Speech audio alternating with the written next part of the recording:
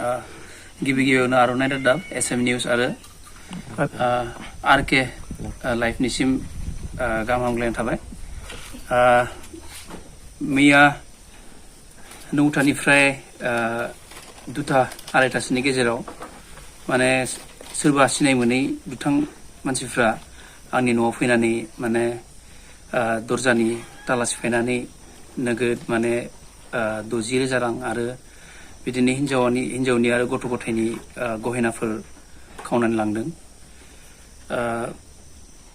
बिदिथ' सन्देह बिदि मानसि हिसाबैथ' सन्देह खालामनो हानाय माबा गैथ'आ। आंनाव मोनसे गिनाय दं आरो गिनाय आरो सन्देह बेनो जे साननैसो सिगाङाव माने मास मोननैसो सिगाङावबो खनसे सिनाय मोनै सुबुङा माने एटाक खालामनो थाखाय हराव फैदोंमोन जुम फैदोंमोन। बेयाव आं ओंखाम जाखांनानै बाहेरायाव थांनाय समाव लामायाव लोगो मोनदोंमोन। आंनि लांगोनायावनो दंमोन मानसिया सोर सोर होनना सोंदों बेयावबो खोन्थायाखिसै। बेनि थाखाय आंना गिनाया बेनो जे माने बिथांमोना जानो हागौ आंखौ सिगांनिफ्रायनो फल' खालामदों जे आंनि किसुमान माबाफोरखौ नोजोर होदों बिथांमोना जे आंनि न'खरखौ माने माबा खालामनायनि एटाक खालामनायनि किसुमान बिसिनाव प्लेन पलिसि थानो हागौ। बेनिखायनो आंना मोनसे गिनाय दङ। ओंखायनो आं दिनै जोंनि आर'नाइ रादाब आरो SM निउस आरो RK लाइफ बिथांमोनजों खावलायनाय जे हानायावलागि बे माबाखौ गोसार होनानै माने जों प्रखाखननिफ्राय जे बे सुबिदाखौ मोनो बा प्रखाखना जेन बिथांमोनखौ नागिरनानै बहननो हायो बा हमनो हायो खावलायनाय थाबाय। टारगेटआ सिगांथ' आङो सासे दुखानि हिसाबै बिजनेसमेन हिसाबै बयजोंबो थिग गोरोबनानै दंखायोमोन। आंनि साननाय मथेबाथ' जिहेतु सानावनो खालामनाय हिसाबै जोंनि ओनसोलनिनो जागोन जोंनि खाथिनिनो जानांगौ आंनि साननाय हिसाबैबा। मानो होनबा जाय सुबुङा इमान साहस खालामनानै साननि समावनो मावनो हादों जिहेतु बिथांमोना निस्सय जोंनि खाथिनो जागोन।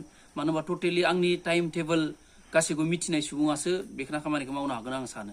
मैया खैथासो समाव जादों? मैया आङो फुङावथ' ओरैनो 5टासो बाजियावनो थांनाय जायो दुखानाव। ओमफ्राय आंना बिसिया 7:30 8टा बेबायदिनि गेजेराव थाङो। ओमफ्राय बे समाव मैया बाजारबो दंमोन नालाय ओमफ्राय बिदि फैनाय जाखायाखिसै न'आव। ओमफ्राय गथ'खौ जिथिया आङो स्कुलनिफ्राय लानानै फैबाय दखाननिफ्राय थांनानै दखाननिफ्राय स्कुलनिफ्राय लाना फैदों आङो 2:30 3टासोआव न'आव सफैदों। न'आव सफैना नायो जे रुमखौ ताला खुलिनो नागिरबा तालाया गैला मोननैबो देखाजोबनायमोन आरो। ओमफ्राय न' सिङावहाय हाबना नायोबा न'नि बे सुरकेसखौ खुलिनानै गासिबो माने जि जोम माल माथा गासिबो बाहेरायाव गारस्राजोबनानै दोनदों बिथांमोना। ओमफ्राय आंनि जिखिनि डकुमेन्टसफोरमोन बेफोरखौबो लांनानै न'नि उनथिंजाय गारना दोनजोबदों आरो बै हाग्रायाव दिनै फुङावसो नागिरना मोनदों आं। पुलिस प्रखाखननो जनायनाय जाबाय। मैयानो जनायनाय जादोंमोन। मैया मोनाबिलि समाव दसे फैदों बिथांमोना। ओमफ्राय दिनै IC सारा लिंहरनाय लेखायै थांनानै एजाहार होना फैदों दायो। खोला बालाबाथारि जोंनि बिथां जा बिष्णु बसुमतारी न'खराव हरखाब साननि समावनो जाथाय जालांनाय बेखौ मिन्थिनानै आं जोबोदै दुखु मोनदों। मानो होनब्ला जोंनि नैबे ओनसोलाव बेबायदिनो जाबाय थायोब्ला बेखौ जों बोरैयै जोङो माबालांनो हागोन जोङो बिथांमोननि बै दिन सिखाव दाकेटफोरखौ खमायनो हागोन।